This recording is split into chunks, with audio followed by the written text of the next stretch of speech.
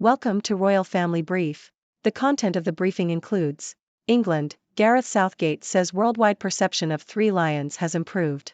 Britain's King Charles, PM Sunak to lead remembrance services after day of protests. King Charles unveils bronze statues of his late parents. 82 arrested in London as counter-protesters disrupt pro-Palestinian rally. Thousands peacefully march in London in support of Palestinians as right-wing protesters clash with police. England, Gareth Southgate says worldwide perception of three lions has improved. Yahoo! Gareth Southgate has said that global perceptions of the England national team have improved. "We have achieved that throughout the rest of Europe, because when I travel I realize that's how people now see us," Southgate added. However, Southgate admitted that England have not achieved the same level of popularity with its own public. Britain's King Charles, PM Sunak to lead remembrance services after day of protests. Reuters. King Charles and Prime Minister Rishi Sunak will lead remembrance services for Britain's war dead on Sunday, seeking to unify communities following a day of protests in London on Saturday, when police clashed with far-right groups. The annual Armistice Day commemoration on November 11, which marks the end of World War I and remembers those killed in military action, was marred by controversy after a large pro-Palestinian march through London was scheduled to start 2 hours later. Sunak condemned the scenes of violence in a statement on Saturday and said the event should be about unity. Around 10,000 veterans and 800 members of the armed services are due to attend a service at the Cenotaph War Memorial in central London on Sunday. King Charles unveils bronze statues of his late parents. Telegraph. The King of Thailand has unveiled bronze sculptures of his late parents, Queen Elizabeth and Prince Philip, at the Royal Albert Hall in London. The statues were commissioned as part of the hall's 150th anniversary in 2021 and stand in the South Porch. The unveiling ceremony was attended by the King and Queen of Thailand, as well as other members of the royal family. Following the ceremony, they attended the annual Festival of Remembrance inside the hall, which honors those who have served for Britain and the Commonwealth. Musicians such as Micah Paris and Callum Scott performed at the event. 82 arrested in London as counter-protesters disrupt pro-Palestinian rally. South China Morning Post. British police arrested 82 counter-protesters in central London on Saturday who opposed a pro-Palestinian march taking place in the city. The police arrested the individuals in order to prevent a breach of the peace. About 300,000 people marched through the British capital on Saturday, calling for a Gaza war ceasefire. Authorities had feared trouble as the National March for Palestine was scheduled for Armistice Day, Britain's annual commemoration of its war dead. Thousands peacefully march in London in support of Palestinians as right-wing protesters clash with police. The Globe and Mail. Hundreds of thousands of people marched through the streets of London on Saturday in a show of support for Palestinians and a ceasefire in the war between Israel and Hamas. Police estimated the crowd at around 300,000 while organizers put the total at 800,000. The procession stretched along a 4-kilometer route from Hyde Park to the U.S. Embassy. Thousands of marchers carried Palestinian flags while many others held signs that read "Gaza, Stop the Massacre, Free Palestine and End Israeli Apartheid." Sacred Mysteries. Does state ceremonial resemble church ritual? Telegraph. The state opening of Parliament in the UK is a ceremonial event that mirrors liturgical ceremonies found in churches. The cap of maintenance, which was carried before the king, symbolizes the monarch and has similarities to the bishop's mitre and crosier.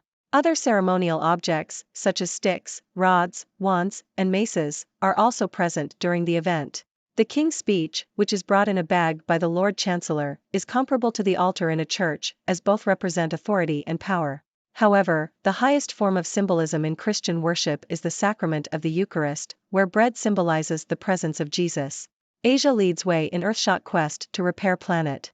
BBC. India's S4S Technologies is one of the 5 organizations to have won the Earthshot Prize, started by Britain's Prince William in 2014. The company's orange metal dryers are helping Indian farmers to process excess or lower quality crops into valuable products that can boost their profits. The dryers have been deployed in around 400 Indian villages. Prince Harry and Elton John can take Daily Mail case to trial. The Sydney Morning Herald. Prince Harry, Elton John, and 5 other high-profile British figures can proceed with their lawsuit against the publisher of the Daily Mail newspaper, the High Court in London has ruled.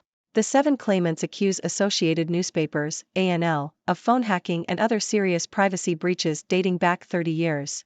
ANL had sought to have the case thrown out, arguing that the claims were outside the 6-year time limit for legal action.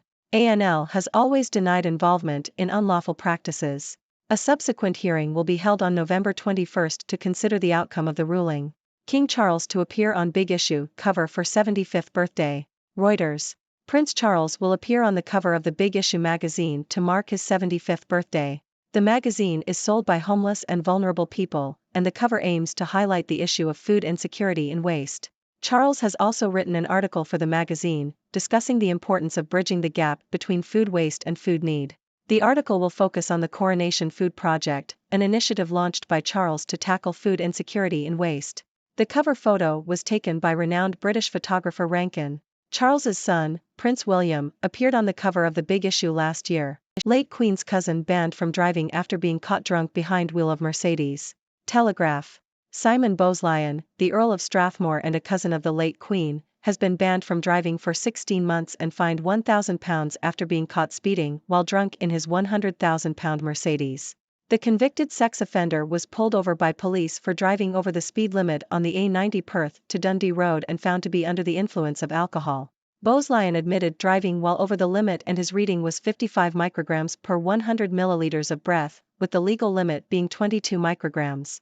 As part of a plea deal, the Crown dropped a charge of driving at 88 miles per hour. Bowes-Lyon was previously jailed for 10 months in 2021 for a sex attack at Glamis Castle.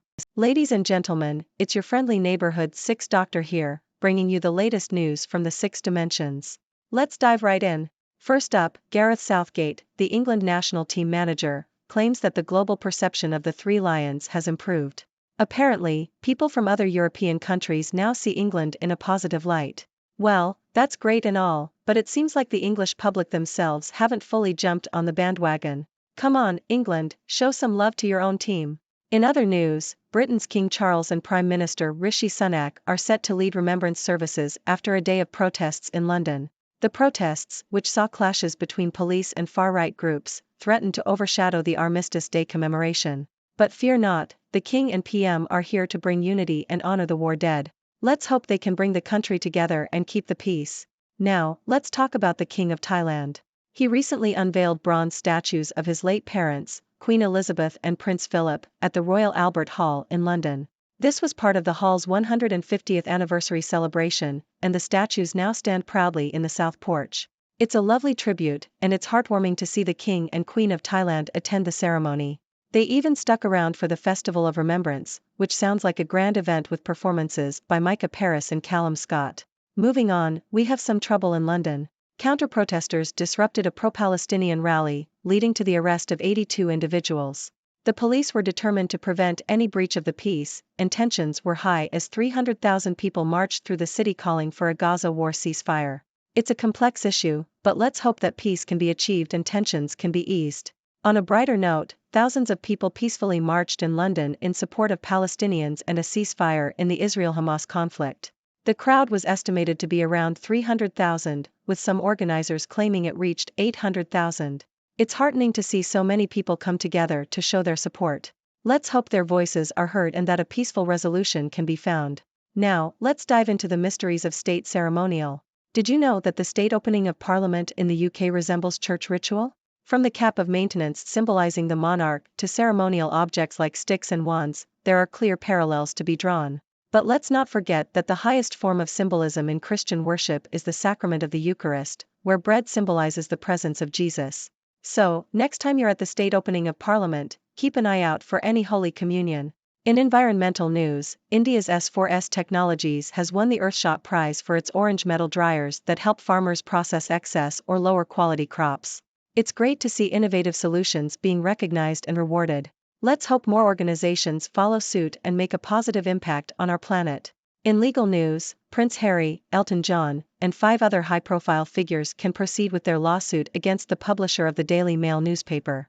They accuse the publisher of phone hacking and other privacy breaches dating back 30 years. Looks like the Daily Mail may have some explaining to do. Let's see how this trial unfolds.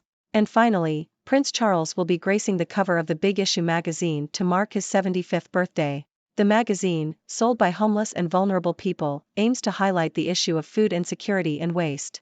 It's a noble cause, and it's great to see the prince using his platform to raise awareness. Keep up the good work, Your Highness. That's all for today, folks. Remember, your thoughts and opinions matter too, so feel free to join in the discussion. What are your thoughts on the improved global perception of the England national team? Do you think the state ceremonial in the UK is reminiscent of church ritual? Let me know in the comments below. Thank you for tuning in. The content above showcases the latest briefing reports and analytical synopses, thoughtfully curated by the 6Do team. These insights stem from a wide array of reputable media outlets, think tanks, government sources, and specialized experts worldwide. We encourage you to explore these sources for a comprehensive perspective. Keep in mind that while the content may not always align with the official standpoint of 6Do Brief, it's not meant to be taken as absolute directives for decision-making. Comprising seasoned media professionals, learned scholars, and accomplished scientists, the 6Do team embodies a trailblazing, fully independent media entity. To customize 6Do Brief to meet your professional needs, you have the option to subscribe to a diverse array of briefings on our website, 6dobrief.com. Regardless of your location, you can conveniently receive 6Do Brief via email.